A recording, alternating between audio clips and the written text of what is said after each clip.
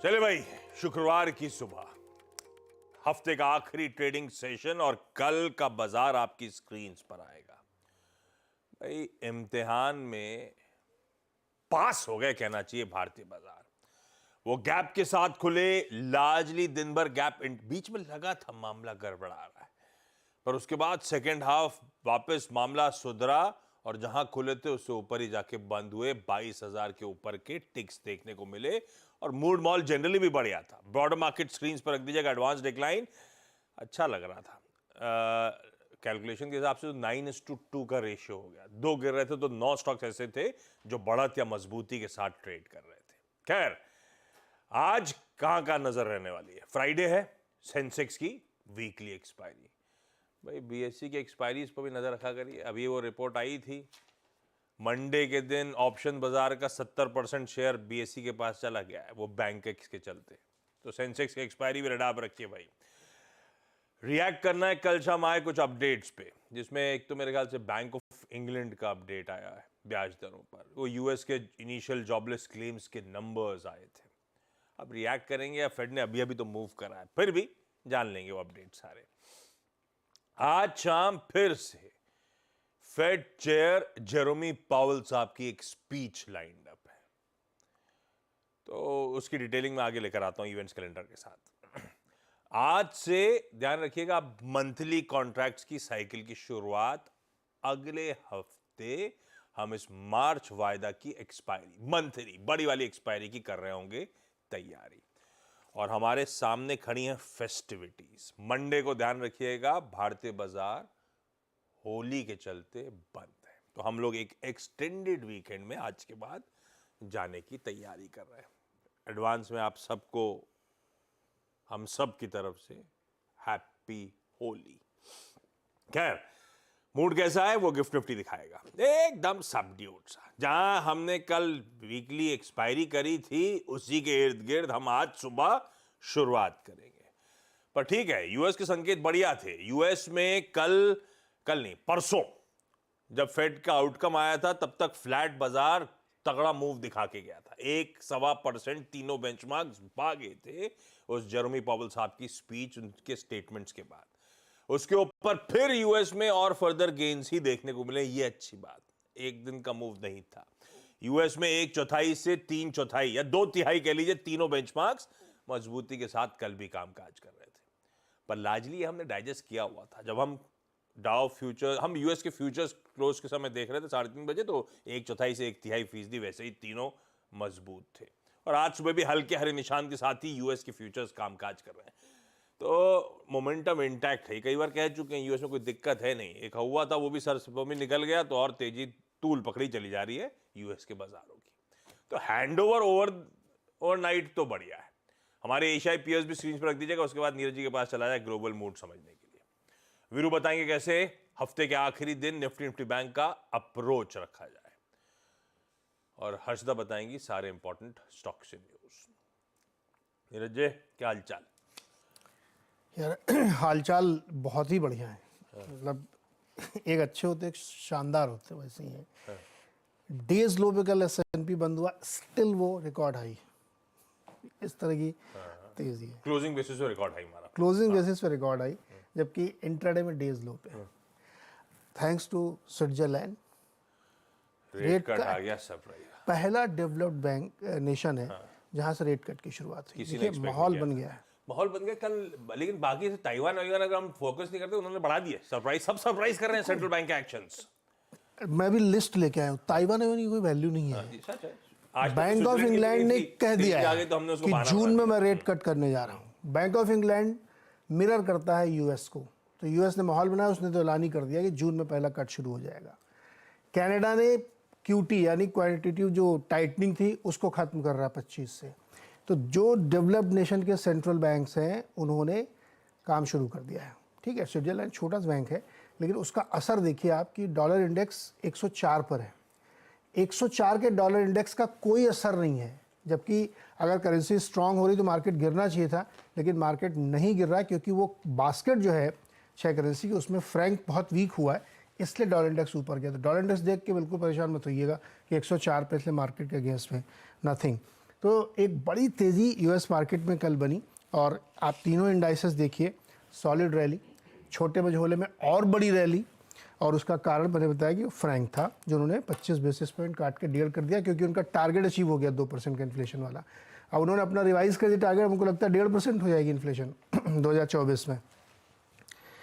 दूसरा, जैसे हमने बताया कि बैंक ऑफ इंग्लैंड जून में कट की तैयारी है, कनाडा ने क्यूटी रोक दिया है, नॉर्वे जो है एकदम स्टेबल रखा है नॉर्वे ने, उसके बाद भी वो चेंज करने वाले हैं, कट करेंगे।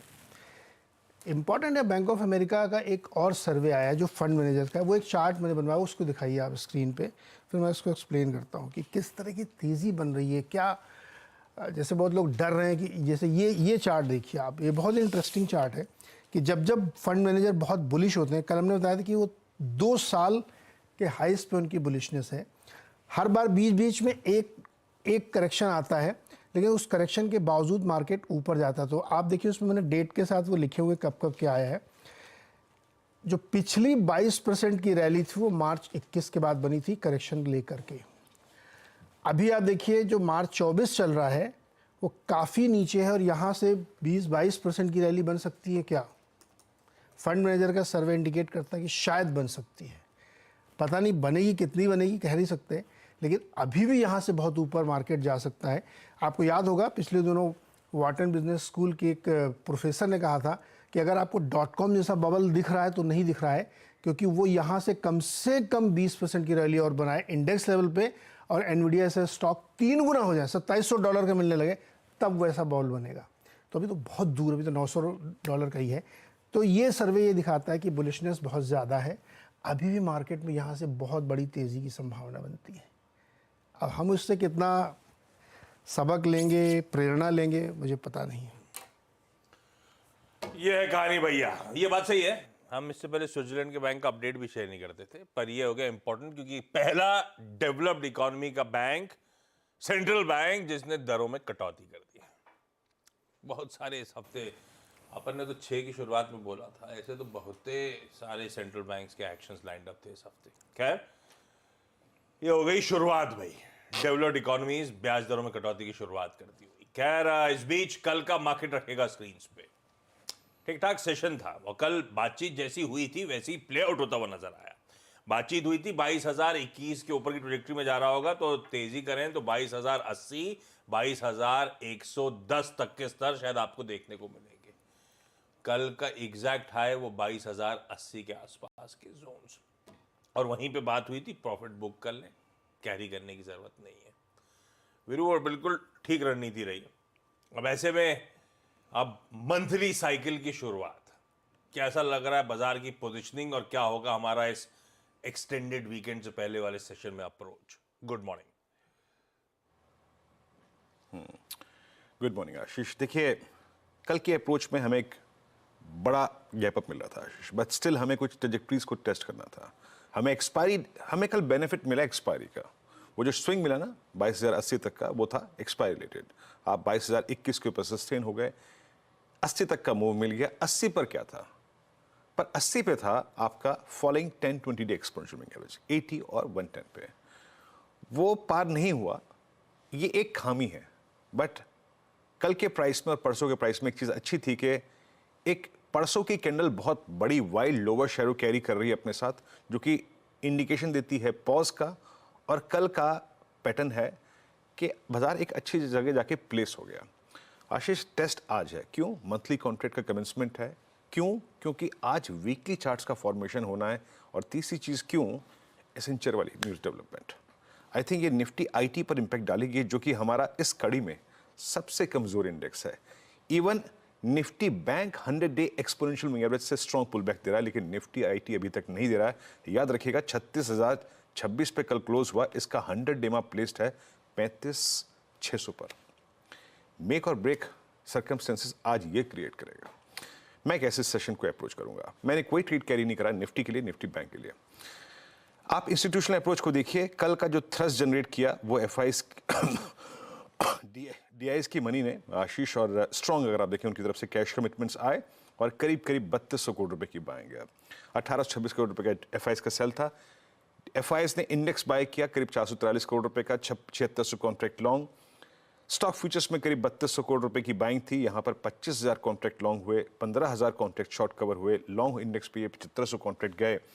इनके जो नेट शॉर्ट कॉन्ट्रैक्ट्स हैं उसमें थोड़ा सा रिडक्शन आया है, बट बहुत कोई सब्सटेंशियल रिडक्शन नहीं है। अभी भी करीब करीब 90,000 कॉन्ट्रैक्ट एफआई शॉर्ट हैं।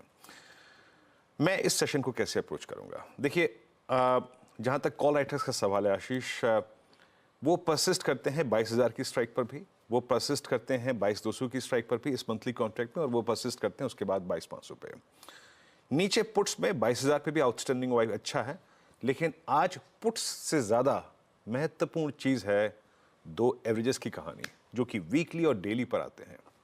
पिरामिड्स को देखिए, आपको लगेगा कि 22,000 के पुट में कल अच्छा कंसंट्रेशन है, ये मंथली कॉन्ट्रैक्ट है, ये इंपॉर्टेंट बेस के तौर पे काम करेगा, लेकिन इनिशियली हमें स्ट्रगल करना पड़ेगा इससे। ये देखिए, सिर्फ 22,000 का पुट राइटर और कॉल राइटर। मेरी अप्रोच क्या रहेगी? देखिए, बेस वन लेके आइएगा। याद रखिएगा, आज ऑप्शन से ज़्यादा टेक्निकल पैरामीटर्स ज़्यादा महत्वपूर्ण रहेंगे। बेस वन लेके आइएगा। मैं बाय ऑन डिप करूंगा आशीष, सिर्फ कहाँ तक, कौन सी ट्रेजेक्टरी तक? That's 21939 and 868। ये समावेश है वीकली और डेली चार्ट का। इसका ब्रीच होना, याद रखिएगा, 777, 21,777 और 721 परसों से पहले के सेशन का जो लो था उस ट्रेजेक्टरी को खोल देगा। बट बेस वन के ऊपर का क्लोज एटलीस्ट आज हमारे वीकली चार्ट्स की सेंटिटी को, उसकी स्ट्रेंथ को बनाए रखेगा। सो मेरा डिप और बाय ऑन डिप्स रहेगा इस बेस के ऊपर। ऊपर की तरफ याद रखिएगा, अभी भी 22,000 वो रेजिस्टेंस लेके आइएगा, 22,083 और 22,110। ये एक बहुत स्ट्रॉन्ग रेजिस्टेंस जोन है। दो यहाँ पे एवरेजेस गिर रहे हैं। यहाँ पे ट्रेड को चेक कीजिएगा, नहीं मतलब नहीं टिक रहा तो प्रॉफिट बुक करिए, इवन शॉर्ट की गुंजाइश बन जाएगी यहाँ पर। बट अगर मार्केट मैसेज ये है कि इस नेगेटिव न्यूज़ फ्लो के बावजूद अगर आप 110 की ट्रेजेक्टरी को बाइसेक्ट कर रहे हैं, सस्टेन कर रहे हैं, देन 22,166 और 22,203 की ट्रेजेक्टरी खुली हुई है। तो आज का आशीष बहुत महत्वपूर्ण लेवल है बेस वन। वीकली चार्ट्स पे इसका होल्ड होना बहुत जरूरी है। निफ्टी बैंक कल क्या अप्रोच थी? 46,710 जैसे ही बाइसेक्ट हो हमको बाय करना है। और कहां तक के लिए? हमें ऑप्शन राइटर्स जो इस फ्रेश मंथली कॉन्ट्रैक्ट के हैं वो 47,000 पे ग्रिप करके बैठे हैं। हम 46,954 पे उसे काट लेंगे, और हुआ भी ऐसा ही। अभी भी 47,000, अभी भी 46,800 पे पुट राइटर्स हैं, 46,500 पे पुट राइटर्स हैं, और 46,000 पे पुट राइटर्स हैं। मेरी अप्रोच क्या रहेगी? देखिए, थोड़ा सा टेंशन आज निफ्टी आईटी के साथ है, बट निफ्टी बैंक में माइट भी बाजार अपना एक कंफर्ट तलाशने की कोशिश करे, माइट भी। इन दैट केस आशीष, थोड़ा सा ट्रेड को देखभाल के करिएगा। बेस वन जब तक स्क्रीन पे है, दैट पुट राइटर्स जोन और 100 डेमा से एक सुरक्षित डिफरेंशियल मेंटेन करता है हमारा बेस वन। देखिए, डिप इस तक ही बाय कीजिएगा, और सेकंड बेस का इंतजार मत कीजिएगा। आए तो फिर बाद में ध्यान देंगे, लेकिन डिप बेस वन तक के बाय को करना है। और उस ट्रेड को हमें किसी भी सर्कमस्टेंसेस में RS1 के आसपास, जो कि कॉल राइटर्स का डोमिनेटेड जोन है आशीष, उस पर आके बुक करना है। वो क्या है? 46956, 47,067।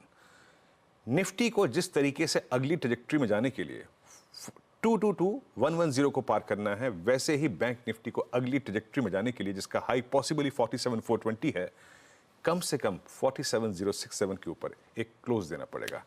देखते हैं आशीष क्या होगा, बट एज ऑफ नाउ जो भी ट्रेड्स ले, क्लोजर टू 20 डेमा इन निफ्टी, और पहले रेजिस्टेंस के आसपास निफ्टी बैंक में कवर करें। आशीष लो, टेस्ट आज है, हम खुश हो रहे थे, कल टेस्ट में पास हो गए, गैप के ऊपर रहे, दिन भर गैप को कंसीड नहीं करा, तो टीचर ने आज टेस्ट ही बदल दिया, बोले कल का टेस्ट काउंट ही नहीं होगा, आज का टेस्ट काउंट होगा। तो नहीं, ये दो अलग अलग टीचर अलग अलग टेस्ट देंगे तो हम क्या करें? ये गड़बड़ है, ये मर्ज कर रही है यार। मैंने होली के फील के लिए ली थी, फील नहीं मर्ज नहीं कर रही, अच्छी लग रही है। हाँ, तब ठीक है। हर्षदा, आप पूरा टाइम लेते हुए प्लीज आज स्टॉक्स न्यूज़ बताइए। आज शुरुआत आईटी कंपनियों के साथ करेंगे, क्योंकि एक्सेंचर ने दरअसल अपनी गाइडेंस जो है वो घटा दी है एक बार, तो एक बार फिर झटका लग सकता है भारतीय आईटी कंपनियों को ऊपर। कल इनफैक्ट मैं देख रही थी, इन्फोसिस का एडीआर 4% नीचे था, फाइनल क्लोज उतना खराब नहीं था। विप्रो के एडीआर में भी अच्छा खासा करेक्शन देखने को मिला।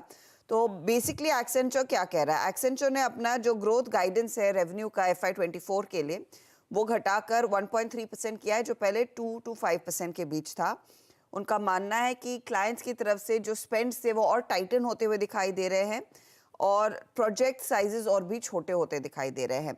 उस बेसिस पर इन्होंने अपना गाइडेंस घटाया है। नई बुकिंग्स इनके लिए जो एक इंडिकेटर है रेवेन्यू की, वहाँ पर करीब करीब 2% तक की गिरावट देखने को मिली है। और communications, media and technology segment में ईयर ऑन ईयर 8% की गिरावट वहाँ पर रेवेन्यू बुकिंग्स में आती हुई दिखाई दी। तो ये प्रॉब्लम एरियाज हैं।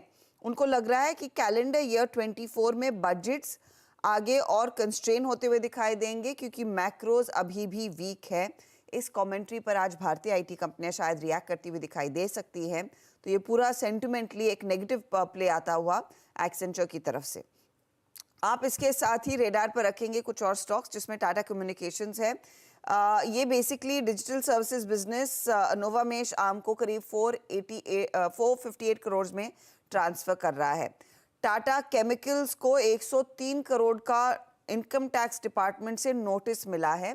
वो ऑफ कोर्स अपील कर रहे हैं, लेकिन 103 करोड़ इनको चुकाने पड़ सकते हैं। भारत डायनामिक्स बोर्ड ने अप्रूवल दे दिया है स्टॉक स्प्लिट को 1:2 के रेशियो में। तो ये स्टॉक आप रेडार पर रखेंगे। मजगांव डॉक भी रेडार पर है। ये बेसिकली लैंड लीज पे ले रहा है 1455 करोड़ पर। मुंबई पोर्ट से 350 करोड़ तक के यहाँ पर उनको रेंट देना पड़ सकता है। ये 29 ईयर लीज पर मुंबई पोर्ट ट्रस्ट से दरअसल लैंड लीज पर लिया जा रहा है। प्रेस्टीज एस्टेट्स ने कहा है कि ये दरअसल 62 एकड़ जमीन इंदिरापुरम एक्सटेंशन एनसीआर में ले रहे हैं 468 करोड़ में। महिंद्रा लाइफ स्पेसेस ने एक रेजिडेंशियल प्रोजेक्ट साउथ बैंगलोर में लॉन्च किया है। कर्नाटका बैंक रेडार पर रहेगा। QIP लॉन्च हो चुका है। फ्लो प्राइस 231 रुपए प्रति शेयर का है। तो ये कुछ स्टॉक्स हैं। आई थिंक यहाँ पर एक और QIP टेक्समैको रेल का लॉन्च होता हुआ दिखाई दिया है। करीब 250 करोड़ का QIP वो लेकर आ रहे हैं। ओके, रखिए इन तमाम स्टॉक्स को अपने रडार पे। क्विकली छोटा सा ब्रेक के उस पर जब लौटूंगा तो आज का इवेंट्स कैलेंडर और साथ साथ कमोडिटी की स्ट्रैटेजीज।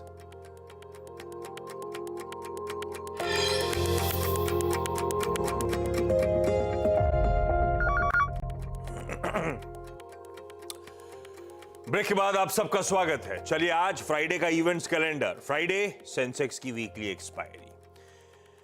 आज चेयर जो फेड के हैं जेरोमी पॉवेल साहब, फेड लिसन्स करके एक इवेंट है जिसमें ओपनिंग रिमार्क्स उन्हीं को देने हैं। तो इसीलिए मैंने कहा था फेड चेयर की आज एक स्पीच लाइन अप है। 3 बोर्ड मीट्स हैं। बिरला कॉर्पोरेशन अपने एनसीडीज के जो कूपन रेट है उसे ऑल्टर करने के लिए, धनलक्ष्मी बैंक अपने प्रपोज्ड राइट्स इशुएंस का साइज बढ़ाने के लिए, और पीसी ज्वेलर्स फंड रेजिंग करना चाहता है। 3 एक्स डिविडेंड्स हैं। तीनों इंटरेस्टिंग, तीनों सरकारी कंपनियां हैं। बीईएल का 70 पैसा, मिश्र धातु का ₹1.41 और पीएफसी का ₹3। रिफेक्स इंडस्ट्रीज नाम की कंपनी आज एक्स स्प्लिट ट्रेड करेगी। ₹10 की फेस वैल्यू वाले अब ₹2 की फेस वैल्यू पर ट्रेड करेंगे। आज हमारा शाम को 5 बजे bank loan growth, deposit growth और फॉरेन एक्सचेंज रिजर्व्स के नंबर्स सामने आएंगे। आज जापान का इन्फ्लेशन नंबर, यूके के रिटेल सेल्स, चाइना का एफडीआई और एक और सेंट्रल बैंक, हालांकि अब तो कोई फर्क पड़ता नहीं है, रशिया का इंटरेस्ट रेट डिसीजन आना है। दिल्ली में अरविंद केजरीवाल साहब को राउज एवेन्यू कोर्ट में आज पेश किया जाएगा। फ्राइडे तो कुछ रिलीजेस की तैयारी कर लीजिए। स्वतंत्र वीर सावरकर, हिंदी बायोलॉजी है। रणदीप हुडा साहब का डायरेक्टोरियल डेब्यू भी है। Madgaon express Hindi comedy movie है भाई। कुणाल खेमू साहब जो थे उन्होंने लिखी है, उन्होंने डायरेक्ट करी है। सबको सारा पैसा घर पे ही चाहिए आजकल। ठीक है, ये उस टाइप की है कि 3 दोस्त गोवा गए थे फन ट्रिप के लिए, वहां मामला फंस गया, वो ड्रग वर्क केस फेस बन गया। तो पुलिस और वहां के लोकल गूंज वूंज सब पीछे पड़ गए। ओटीटी रिलीज आपके लिए लुटेरे, ये हंसल मेहता साहब की है। तो स्कैम 1992 और स्कूप के बाद ये उनका नेक्स्ट। कहा जाता है भाई बेस्ड ऑन ट्रू स्टोरी है। एक भारतीय शिप को सोमालियन पायरेट्स ने हाईजैक कर लिया था, उससे इंस्पायर्ड है। आज से आईपीएल 2024 की शुरुआत होने जा रही है। एमए चिदम्बरम स्टेडियम चेन्नई में ये शुरुआत होगी। पहला मैच चेन्नई सुपर किंग्स और रॉयल चैलेंजर्स बेंगलुरु के बीच में। ध्यान रखिए, आज तक ओपनिंग सेरेमनी है तो पहले से सेलिब्रेशन वगैरह सब देखने को मिलेंगे आपको। शाम के सारे मैच 8 बजे से होंगे।